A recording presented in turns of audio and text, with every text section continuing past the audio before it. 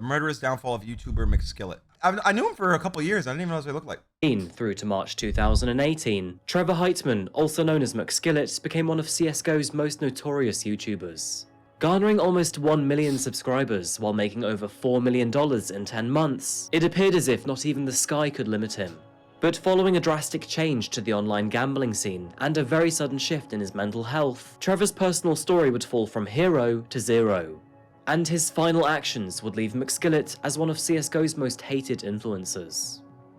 Welcome back to Coffee House Crime, folks. My name is Adrian, and in today's video, we're looking at the case of McSkillet. By the way, I post solved, unsolved, and strange cases here on a weekly basis, so if you're interested, please consider subscribing to Coffee House Crime. And with that said, let's begin today's video. Grab a coffee, pull up a seat, and sit back. This is the case of McSkillet.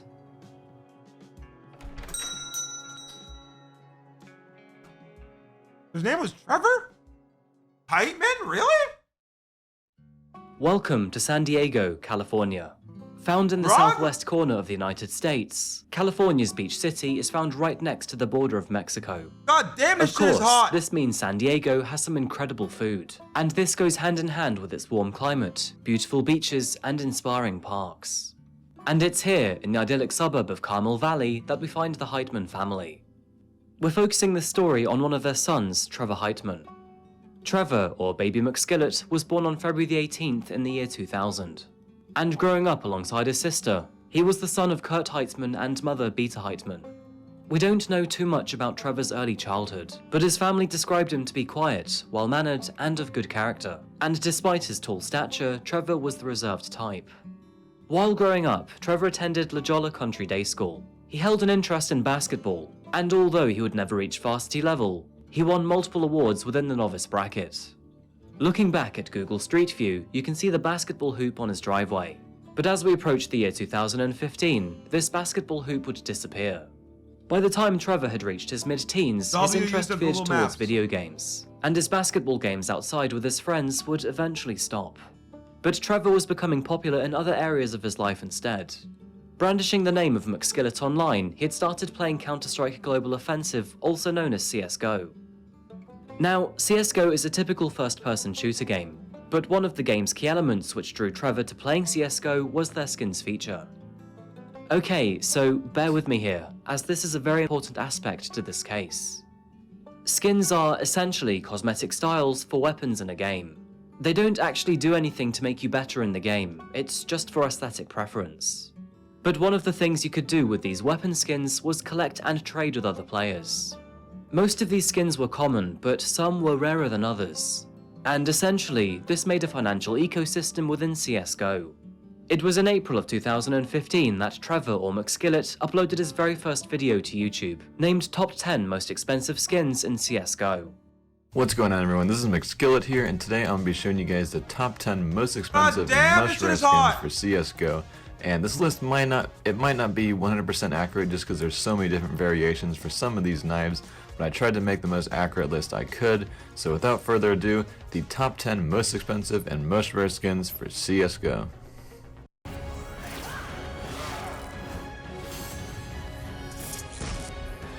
the fuck out of here. Now, Trevor was a very smart kid.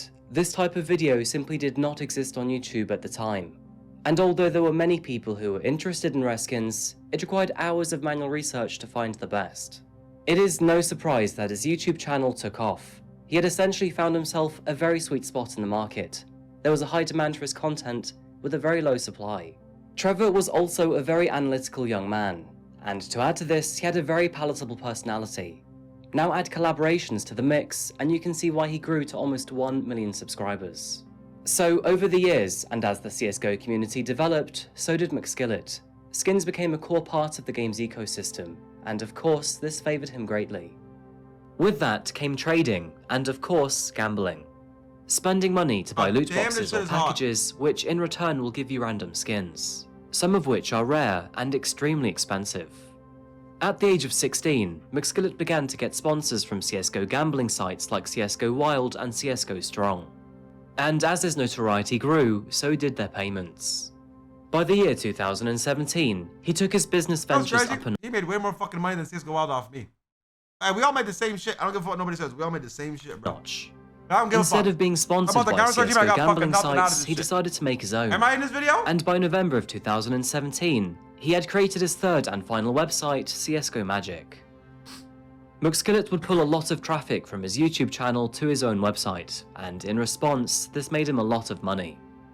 It's estimated that from April 2015 through to December 2017, he had made over $10 million through his ventures, with approximately $4 million in the most recent 10 months alone. In December of 2017, McSkillet showed off his new baby, a McLaren 650S. Alright, what's going on guys? McSkillet here with another video, but today I thought I would switch it up and just do a real life video. This is actually my car. Now it's not actually like my new car because I've had it for a few months now, but yeah, this car has 641 horsepower and it beats just about every single other supercar in a drag race. And I'm not talking about like hypercars like Porsche 918 Spider. Yeah, this car is pretty damn insane. It's got a twin turbo V8, so once the turbos kick in, you just have so much power, it's ridiculous. And if you're wondering how I was able to afford this car, well, at the time I bought it, my sources of income were just skin.trade. I owned that site, and then sponsored CSGO gambling videos and some other sponsorships of like Game Flip, but it was mainly skin.trade because that site used to make a ton, and then I did make a pretty good amount from gambling sponsorships. Throughout these 2.5 years, McSkillet had climbed to become one of CSGO's most iconic names. He had garnered a massive community, built multiple successful businesses, and had made a lot of money in the process. Safe to say, he was doing incredibly well. Trevor also kept in shape with a personal trainer at his local gym, Crunch Fitness, which is actually where this image was taken. On March the 20th, 2018, and unbeknownst to him at the time, Trevor posted what would be his last video on YouTube. To be honest, there's nothing special to it, and it held no clues or concerns to his incoming catastrophe. But the reason it would be his final video was because his career was about to suddenly end. McSkillet's rise and this video was posted in the middle of the loot box controversy, in which gambling in video games was becoming problematic to children and adults all across the globe. So on March the 29th, 2018, it was no surprise to see Valve update their CSGO game guidelines with a means to target skin gambling sites. And this, of course, would lead to the end of McSkillet's own website, CSGO Magic. God damn, this shit is now, hot. Players could still trade skins, but only after a cooldown period of 7 days. And in addition to these measures, McSkillet's own personal inventory was also banned due to his link with gambling bots. With a personal inventory worth over $100,000, and his business empire now almost entirely dead in the water... Oh my god, wait. God damn, this shit is hot. Wait. That shit's still in his inventory? To this day? And it's just like a dead account? It's like... Really? That's crazy. There's a fucking emerald in that shit? I was hacking, bro. What the fuck? McSkillet had essentially lost all of his future endeavors. That is not to say that he couldn't restart or start something new with his 900,000 subscribers, but this would have taken a lot of time and effort. I just want the emerald. I saw there was an emerald in there. I wanted to give it to Ruggy. I saw it in his inventory. Where was it? In which gambling in video games was becoming... This, of course, would lead to the end of McSkillet's own website, CSGO Magic. I didn't know McSkillet made these websites. Trade skins, but only after a cooldown period of 7 days. $1,000, and his business empire now almost entirely dead in the water, McSkillet had essentially lost all of his future endeavors. That is not to say that he couldn't restart or start something new with his 900,000 subscribers, but this would have taken a lot of time and effort to do so. Ultimately, McSkillet felt defeated. In response to the update, McSkillet faded into the background. He retired from the CSGO skin community, even saying this on his Twitter bio. Now, again, McSkillet had a lot to celebrate. He may have lost his former sense of purpose and his usual way of making... See, by the way, a lot of you people that think that you want to get rich and then retire mad young, look what happened with him. Retired mad young with a lot of money. What did he do? Killed himself. What happened when I tried? What happened when I fucking retired mad young? Tried to fucking kill myself. Mad times. Brother, it's not about money. It's not about the destination. It's always about the journey. You got to stay working. You got to stay doing shit. You got to stay progressing in life. You got to stay passionate. That's the only important shit in this life, bro. Like, money's only good to take care of the people you love. But, like, on a personal level, you're going to get bored of buying all that material and shit, bro. I'm telling you. Good thing you fucking suck at it. You're right. Not the best at suicide. I'm going to keep it 1,000. My track record is not well. Okay? Not the best. You're all right. You are right. But I'm just saying. I'm just saying. You gotta have purpose in life, bro. Well, then find it, Cole. Find it, buddy. There's something you're fucking passionate about, and it's out there, bro. We're all passionate about something. I know you got it in you, my brother. Lock the fucking. Well, it's not about locking in. Just you gotta experiment more, do more things, find what you love, and try to make that your career. You know what I mean? Money, but he still had lots of money in the bank and a huge community to build something new with. He did actually allude to a few new projects over the following months, but for the most part, he fizzled out of existence. And with Trevor being a very private man, we don't know much of what happened in his personal life. But only a few months later, Trevor would come back in the spotlight for an entirely different reason. On August the 18th, Trevor's behaviour had noticeably changed. He told his parents that he thought he was experiencing a meltdown, and he began to— You're fucking kidding. This stupid ass fucking drippy ass fucking Frosty. Fuck you! Stupid ass fucking Frosty. I thought I was doing everything good. Stupid ass fucking Frosty. In addition to this, he had actually told his mother that he'd driven his McLaren 150 miles per hour in a 25 mile per hour zone, all while going the wrong direction. Okay, now I did everything that he said he did there until the whole wrong direction thing. I'd never do that. Hey, I'd never do that. That's all I'm saying. His father asked him what he thought would happen. I did do that in my Tesla, though.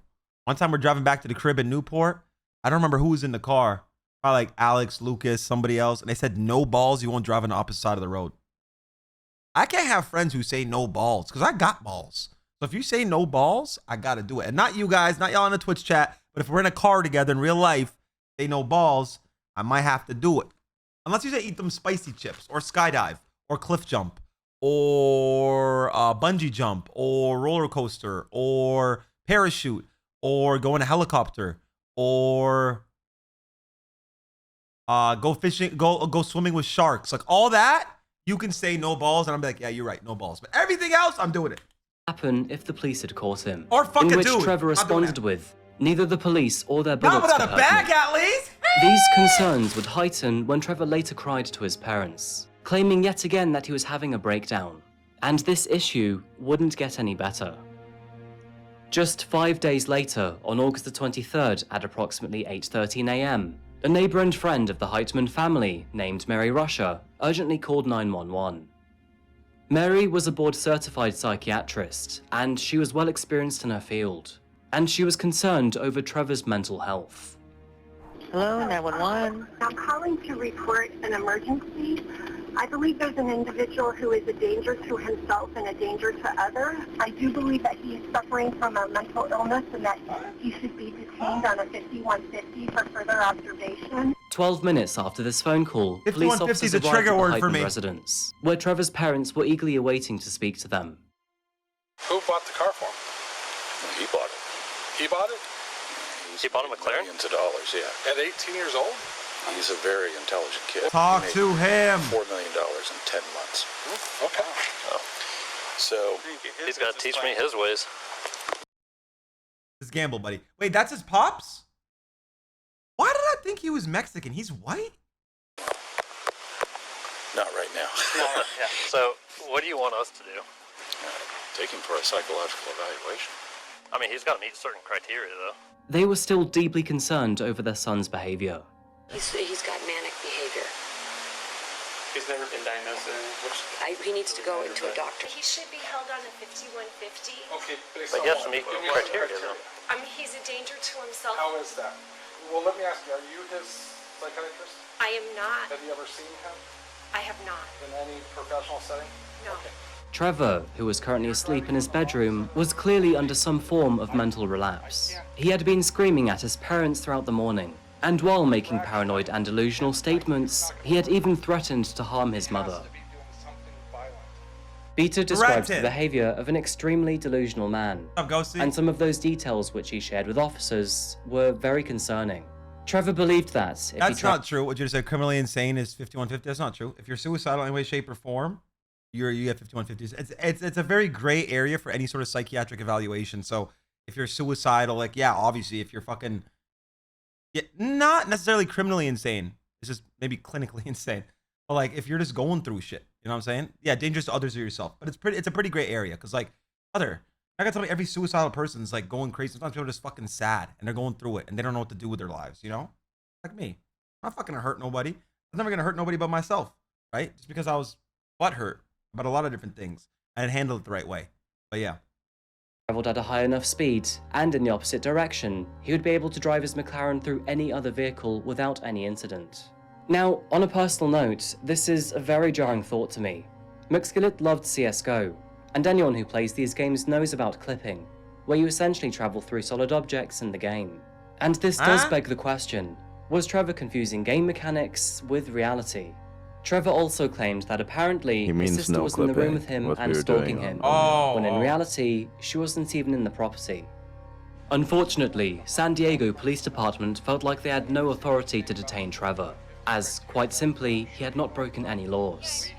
In their body cam footage, Trevor's McLaren can be seen in the garage, and behind it, Kurt parked his rented SUV perpendicularly across the driveway, as a precaution to block Trevor's McLaren from leaving. The discussion between officers, Trevor's parents, and Dr. Rusher was a very clear point of contention in this case. Court documents highlight that the family had pleaded for officers to exercise PERT duties, also known as Psychiatric Emergency Response Team. These duties include completing an evaluation of a person who is experiencing a mental health crisis, and, as appropriate, make a referral and/or transport to a treatment facility. Responding officers asked Dr. Rusher if she was Trevor's treating physician. She told them that she was a family friend and not Trevor's healthcare provider. But she reiterated that in her professional opinion as a board-certified psychiatrist, Trevor's mental state necessitated that the officers detain him on a Section 5150 hold. Californian Welfare and Institution Code 5150 allows an adult who is experiencing a mental health crisis to be involuntarily detained for a 72-hour psychiatric hospitalization. This is, of course, if they are evaluated, for example, through PERT, and deemed to be a danger to their self or others, or gravely disabled. Now, despite the group's justified pleas for assistance and Dr. Rusher's professional input, the officers still refused to enter the house to evaluate. And instead of conducting these duties, they suggested to Beta that she should stay out of her own house until she could formally evict Trevor by filing a civil restraining order. The officers also added that this process would take approximately 1 month. With agreement, Kurt and Dr. Rusher then entered Trevor's bedroom. However, Trevor began to scream at Dr. Rusher. With his mouth gaping wide open, he began to make incomprehensible noises before lunging at and insulting her. Again, officers claimed they could not perform PERT duties or take Trevor into custody, as he hadn't committed any confirmed crime at the time. Seeing that the intervention was not going to happen, the Heitman family thanked officers. What if this is like what added the change in the laws in Cali? Because I swear to God, in Cali, you can get, like, if I was just on stream and I was saying, like, guys, like, I want to off myself or some shit, and then any of you guys called and were worried for my safety because I said that and ended stream, I would get 5150 if I just said it. Because that's exactly what fucking happened. It was even before the IG lives and shit like that. I swear to God. Like, you just say it. You literally just say it. You know what I'm saying? So it's kind of wild that they didn't do anything. I'm actually shocked. In good faith, Kurt told the officers that he'd take his son to the hospital later that day, and apparently Trevor even agreed to this idea. The officers nodded and eventually left without any further action. And tragically, due to the lack of intervention from officers, or anyone else for that matter, this would lead to catastrophic consequences.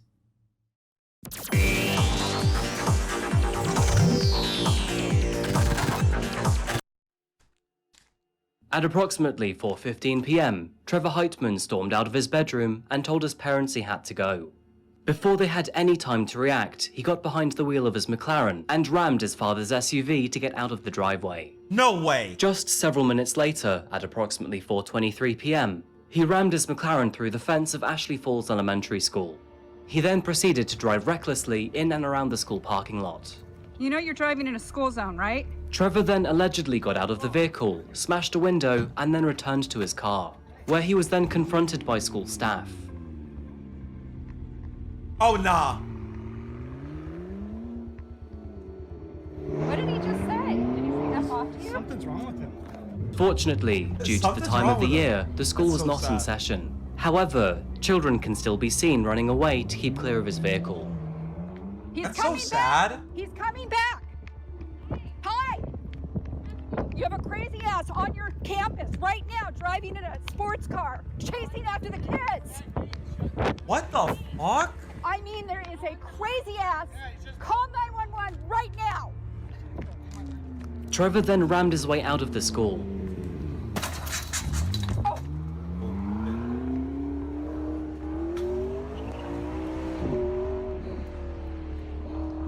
By 4:30 p.m, Trevor had reached the southbound I-5 freeway, where he was then involved in a hit-and-run incident.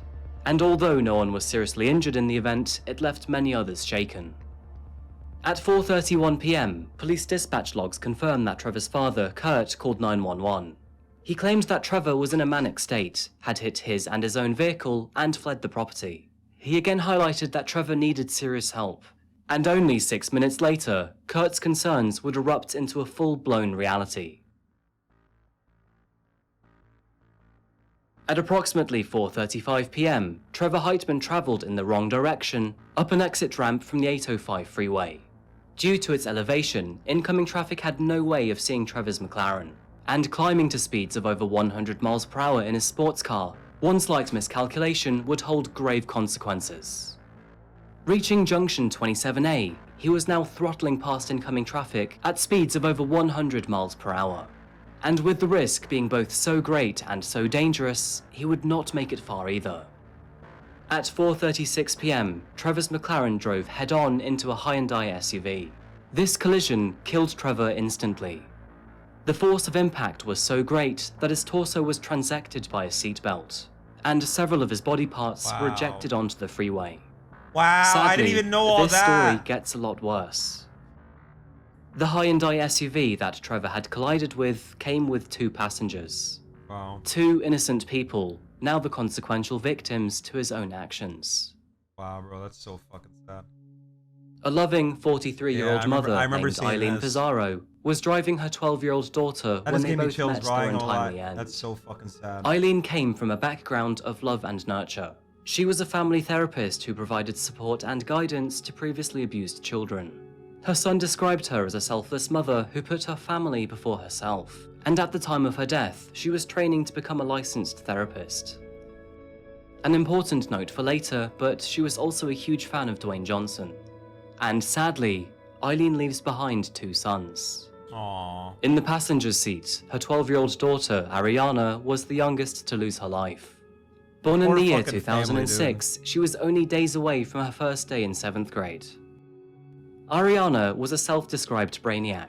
She loved to read, listen to music, and above all else, she loved to sing. She regularly sang with her brothers or solo at small community events around Santa Monica. Her voice traveled far and wide in the local community, but sadly, no more. According to Trevor's autopsy report, there were no drugs or alcohol found I was gonna ask that. Was he drunk or was he doing drugs or anything? in his body Damn. at the time of his death. He had no medical history of depression, no suicidal thoughts or previous attempts, and no documented diagnosis of a mental illness either. Furthermore, Trevor was straight edge. He was not known to smoke, use illegal drugs, or even drink alcohol, and there was no suicidal note left behind either. Police officers looking into this case were at first baffled by his actions. There was no obvious motive or aggravating factor from the outset, and of course, this would lead to speculation. As the world learned of McSkillet's death and the 2 lives which he took with him, public opinions over his actions would very quickly heat up and polarize. In fact, McSkillet became an extremely hated individual. Not hundreds, but tens of thousands of comments can be found all over his videos, brandishing him a selfish murderer who should have taken his own life quietly. But scratching past the surface and looking at court documentation suggests an entirely different reason to his motives. He was not crying to his parents over suicidal tendencies. He was crying about a mental breakdown. And his final actions are reflected upon his previous delusional thoughts. Trevor Heitman did not want to die. Instead, he believed he could clip through other cars without incident. And although his business empire had collapsed, he was a very level-headed kid who still had tons of money to help him start up again. At the end of the day, we can't be sure what he was thinking, but nothing suggests that he wanted to end his life. In fact, the medical examiner's report suggested that he may have been suffering from mania, the same condition casually diagnosed by his board-certified neighbor. Mania is a psychological condition that causes a person to experience unreasonable euphoria, very intense moods, hyperactivity, and delusions. People with mania have a greater risk of experiencing hallucinations and other perceptual disturbances. and they may even engage in more risky behaviors due to these perceptions. It is very likely that Trevor Heitman or McSkillet was experiencing this. Mania can be triggered by a multitude of events, including environmental changes such as stressful events, financial stress, and hormonal or chemical imbalances. McSkillet was under an extreme amount of pressure. At just the age of 18, he had grown to own a multifaceted, multi-million-dollar business empire, all of which was now collapsing around him. While riding the highs may have been easy for a hard-working and smart young man, the panic of losing it all would have surely overwhelmed his inexperienced mind. Anxiety can play a huge role to your actions and your decisions, and McSkillet was facing a huge downfall. But nevertheless, his actions are entirely inexcusable. Whether it should have come from law enforcement, his parents, or even himself, medical intervention should have happened much sooner. As a direct consequence are the real victims of today's case. Eileen and Ariana Pizarro lost their lives in the mere blink of an eye. They had no chance and no decision to their demise. 1 second, it was a typical day, and the very next, they were dead. That moment may not have been long, but the terror they would have felt to see a car hurtling towards them would have been astronomical, and after this moment, the Pizarro family would never be the same again. A loving mother and a talented daughter leave behind many unfinished dreams and promises. Following international outcry, Dwayne Johnson, who Eileen had doted upon, would leave his thoughts and prayers for the Pizarro family. Hey Angelo, Dwayne Johnson here, and I had turned on my phone and I saw a flood, thousands and thousands of tweets had come through. Performing on the biggest stage in the world was just one step in my journey. That's actually so sad. Hi, I'm Ronnie. No, because it's sad, pretty fake. Just want to say thanks for reaching. I don't even want this on YouTube or nothing like that, because it's like, I don't know.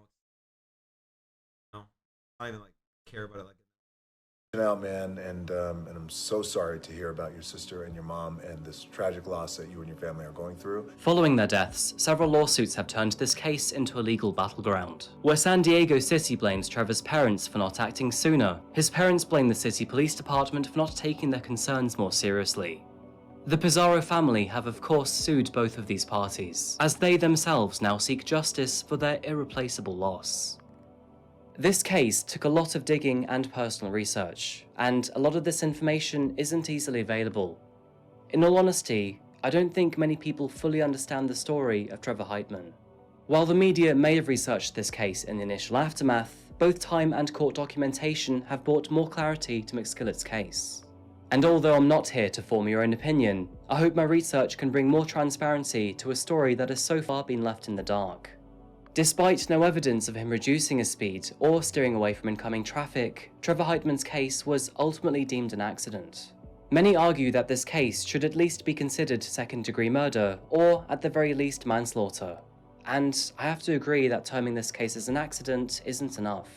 But without proof that McSkillet had acted in malice, it's hard to know where this case legally stands. To wrap up this story, one of the most horrific aspects to this case is the evidence left behind on Google Maps. Where street images prior to this fatal crash resemble nothing significant, those images taken afterward reveal a charred road. A visible scar and a grisly reminder to the nightmarish actions of Trevor Heitman. Even to this day, you can still easily spot the location in which 3 lives were lost. Trevor Heitman's YouTube channel, also known as McSkillet, is still up and running to this very day. Thank you for watching another video today by Coffee House Crime. If you found this case interesting, I knew the details from like so long ago.